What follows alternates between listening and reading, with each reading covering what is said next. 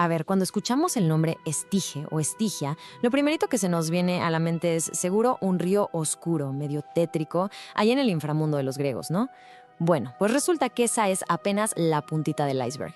La historia real es muchísimo más compleja y fascinante, y no empieza con un río, sino con una diosa, una de las más antiguas y poderosas. Entonces, la pregunta es obvia, ¿no? ¿Qué es realmente el Estige? Y para contestar bien, hay que quitarnos esa idea de la cabeza de que es solo un río. Tenemos que irnos mucho más atrás, a su verdadero origen. Justo eso. No era un río, era una diosa. Y no cualquier diosa, ¿eh? Hablamos de una de las figuras más pero más antiguas y respetadas de todo el panteón. De hecho, su historia es clave para entender cómo los griegos veían el orden de su universo. De hecho, su nombre Nava significa río. Y ahí es donde se cuentan historias de estilo travieso, mamadre y divinidad. Sección 1. Una diosa, no un río. Y subtítulo: Los orígenes primordiales de una deidad poderosa. Ok, a ver, entrémosle de lleno. Mucho antes de que el Estige fuera ese río famoso del Hades, era una entidad divina. Una con un linaje que se remonta literal al inicio de los tiempos. O sea, una fuerza que ya andaba por ahí antes de que Zeus y compañía llegaran al poder. Y aquí la cosa se pone súper interesante porque resulta que ni los mismos griegos antiguos se ponían de acuerdo sobre de dónde salió. Fíjense, por un lado tienes a Hesiodo, que en su Teogonía dice que era la hija mayor de los titanes Océano y Tetis, o sea, la mera de las diosas de los ríos. Pero luego llega Higino y en sus fábulas, ¡pum!, la pone como hija de la noche y la oscuridad, conceptos súper abstractos y primordiales. Lo que sí es que, viniera de donde viniera, las dos versiones nos dejan algo bien claro. Estige no era una diosa cualquiera, era una fuerza de la naturaleza, de las originales.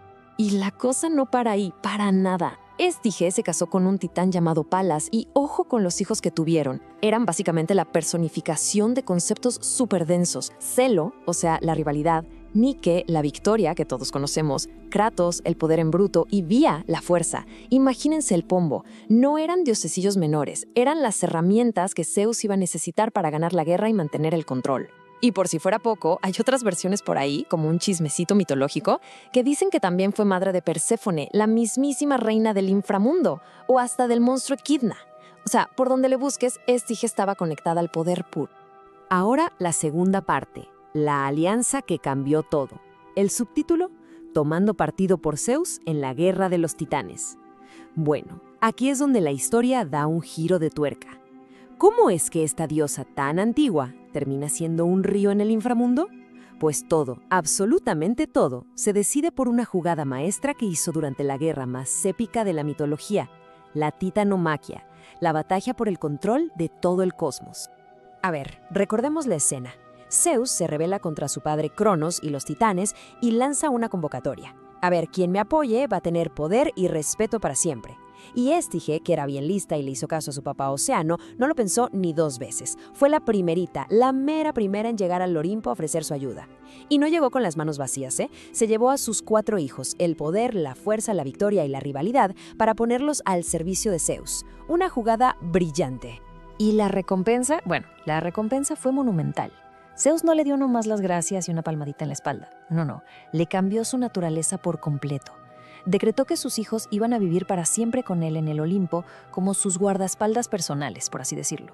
Y a ella, a Estige, la convirtió en algo todavía más grande, el juramento sagrado de los dioses, la garantía máxima, una ley tan pero tan poderosa que ni el mismo Zeus se atrevía a romperla. O sea, dejó de ser una persona, una diosa, para volverse un concepto, una regla del universo. Tercera parte, el juramento de los dioses. Y dice, el voto inquebrantable y su terrible precio. Ok, entonces aquí está el meollo del asunto. Estige pasó de ser una aliada en la guerra a ser básicamente el pilar de la confianza entre los dioses. Su nombre se volvió la máxima garantía. Decir, lo juro por Estige, era como decir, pongo al universo entero de testigo. No había nada más sagrado. Y el ritual para hacer este juramento era toda una ceremonia súper solemne. Hesíodo lo cuenta así. Si 2 dioses se peleaban o uno acusaba al otro de mentir, Zeus mandaba a su mensajera, Iris, en un viaje hasta lo más profundo del inframundo. Su misión era traer de vuelta un poco de agua del río Estige en una jarra de oro. Ya en el Olimpo, el dios que iba a jurar tenía que derramar esa agua mientras decía su promesa. Era un acto que sellaba su palabra con una fuerza aterradora. Pero, ¿y qué pasaba si un dios se atrevía a mentir? Si rompía el juramento. Uf, las consecuencias eran terribles. Hesíodo lo describe con una crudeza que de verdad pone la piel de gallina. Dice, si algún dios que vierte una libación de ella es perjuro, yace sin aliento durante un año completo. Y no era una forma de hablar, era literal. A ver, pensemos un poquito en lo que eso significa. Un año. Para un ser inmortal, un año completo en un estado como de coma, sin poder respirar, sin poder hablar, sin moverse. Y lo peor de todo, sin probar ni una gota de néctar ni un bocado de ambrosía, que era la comida que los hacía, divinos. Era como si les pusieran su inmortalidad en pausa. Una verdadera pesadilla. Y cuando pensaban que ya había pasado lo peor, nada. Eso era solo el comienzo. Después de ese año en coma, venían otros 9 años de castigo. ¡9! Un exilio total, fuera del Olimpo. No más fiestas, no más reuniones, no más opinar en los consejos de los dioses. Nada. En total eran 10 años de castigo por una sola mentira. Una década entera de ser un paria entre los inmortales. Imagínense la humillación. Cuarta sección, agua de mitos y magia. Y el subtítulo, el poder del agua mítica. Bueno, pero el poder de Estige no se quedaba solo en los juramentos. Su agua, la del río, se convirtió en una leyenda por sí misma. Se decía que tenía propiedades mágicas, que podía darte dones increíbles, o las peores maldiciones. Y el ejemplo más famoso que todo el mundo conoce es, claro, el de Aquiles. La historia cuenta que su mamá, la diosa Tetis, para que su hijo no muriera, lo llevó al inframundo y lo sumergió en las aguas del Estige para hacerlo invulnerable a cualquier herida. El problema, como ya sabemos, es que lo agarró del talón y esa partecita no se mojó. Y bueno, esa se convirtió en su única debilidad, la que al final le costó la vida. Y para que nos demos una idea de su importancia en el mapa del universo griego, hay que entender esto. Según la teogonía, el río Estige no era un riachuelo aislado. Era, de hecho, una 10ª parte del gran océano, el río primordial que rodeaba toda la Tierra. Imaginen que 9 de sus brazos abrazaban el mundo de los vivos. Pero uno, el 10º, se desviaba, caía en picada hacia las profundidades y se perdía bajo tierra. Ese brazo era el Estige, la frontera líquida entre el mundo de los vivos y el de los muertos. Y justo aquí es donde la historia se pone extraña y fascinante. A ver, todo esto suena a mito, a fantasía, ¿verdad? Pero ¿y si les dijera que este río mítico, esta frontera con el inframundo, podría haber existido en el mundo real? Quinta y última sección, el veneno de Arcadia. Y el subtítulo, el eco mortal de un río mítico. Pues sí, la respuesta nos lleva a un lugar que pueden buscar en un mapa, a las montañas de Arcadia, en Grecia. Resulta que ahí hay un manantial que los antiguos juraban que era la entrada terrenal al Estige. Un punto exacto donde el mito y la realidad se tocaban de una forma bastante tenebrosa.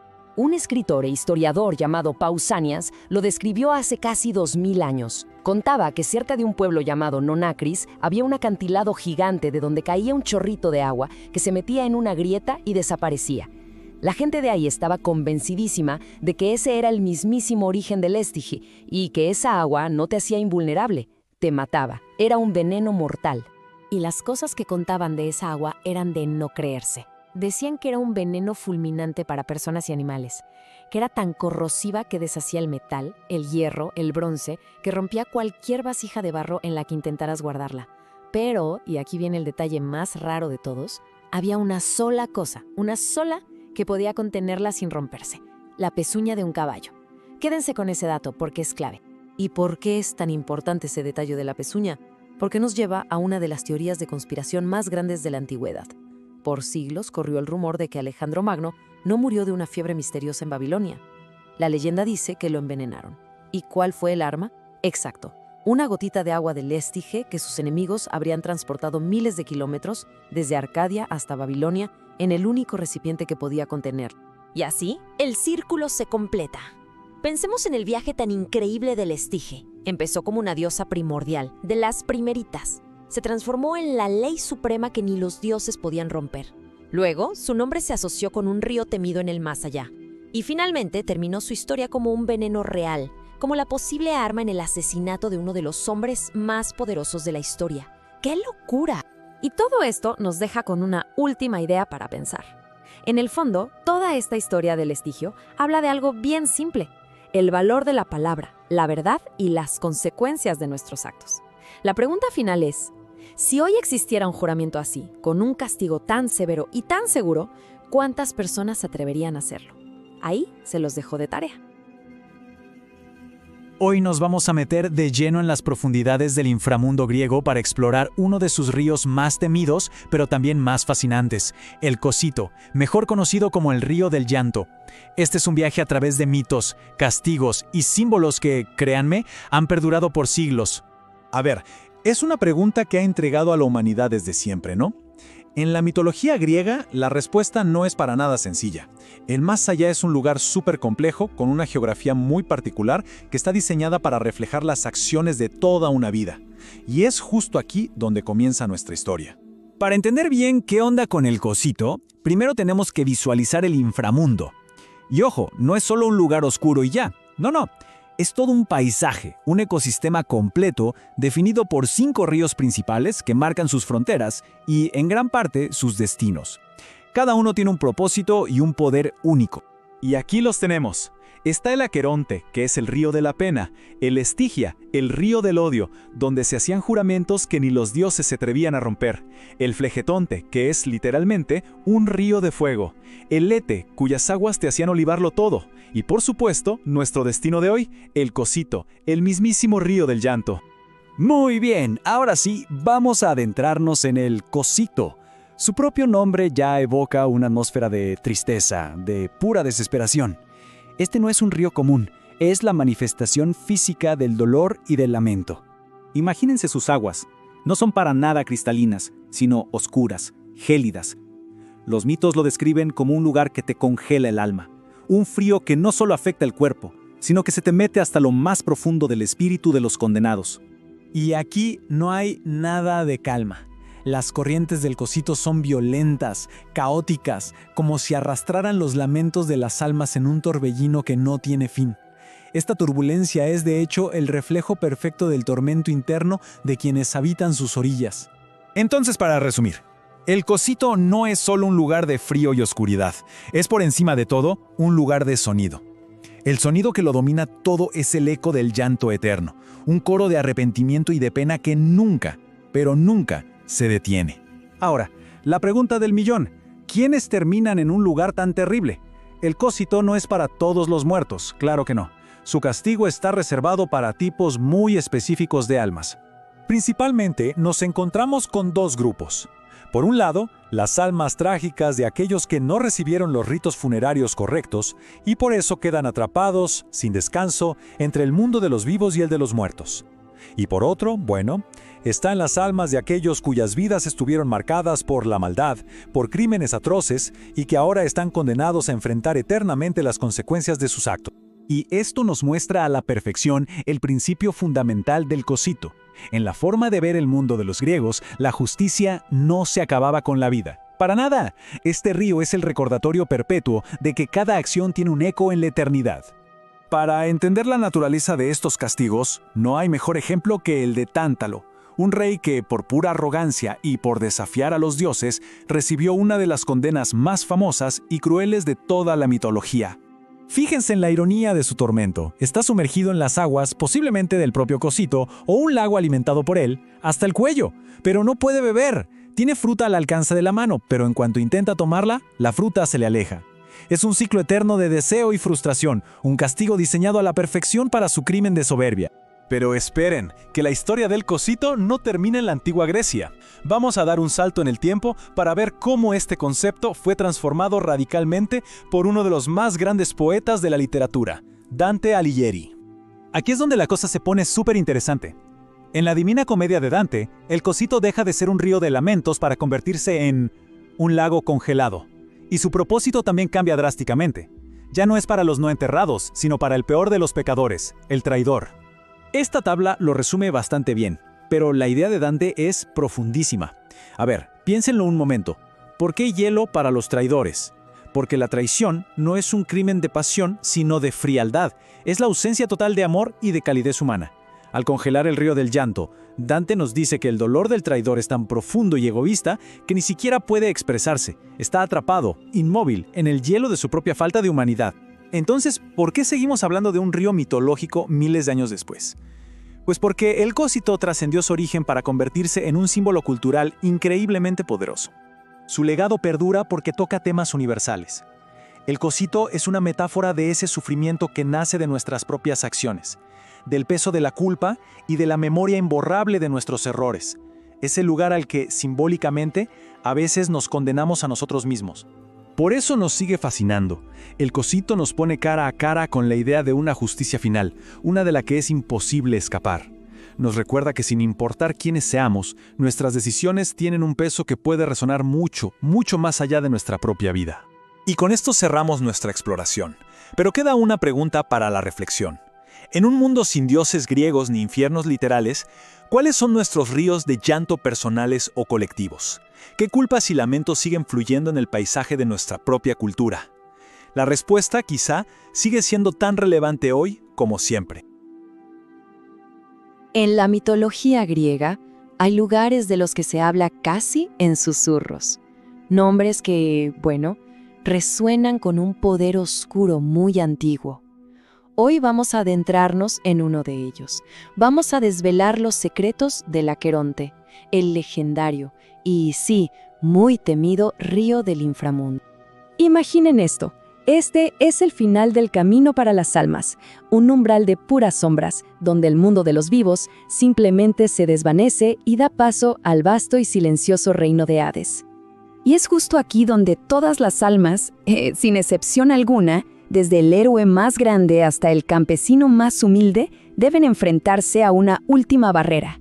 Un obstáculo de agua que marca el límite entre la memoria y el olvido eterno. Es que el Aqueronte no es un río cualquiera, para nada. Es la frontera definitiva. Su propósito, tan sagrado como terrible, es separar de forma irrevocable el mundo de los vivos del dominio de los muertos. Y seamos claros, no es una travesía agradable. Textos antiguos como la Odisea lo pintan como un lugar de penumbra constante. Sus aguas, casi quietas, apenas se mueven. Las orillas son un fango espeso cubierto por completo de cañaverales.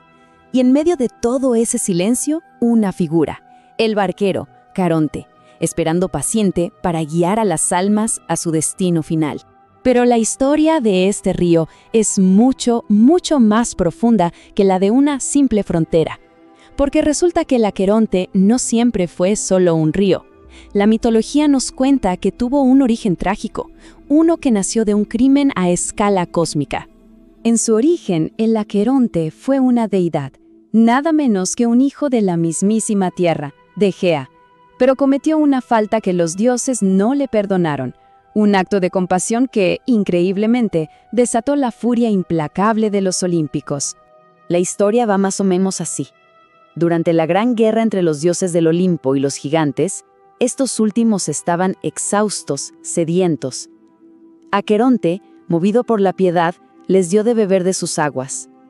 Y claro, por este acto de ayudar a los enemigos del Olimpo, su castigo fue severo y eterno: ser transformado en este río sombrío, condenado a fluir para siempre en las tinieblas del inframundo.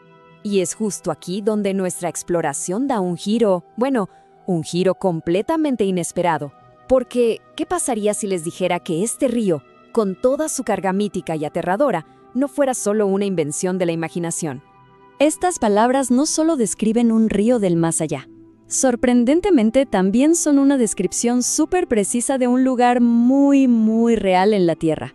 Un paisaje que los antiguos griegos conocían íntimamente. Pensemos en esto un momento. ¿De verdad es posible que el río más temido de toda la mitología occidental tuviera un origen geográfico?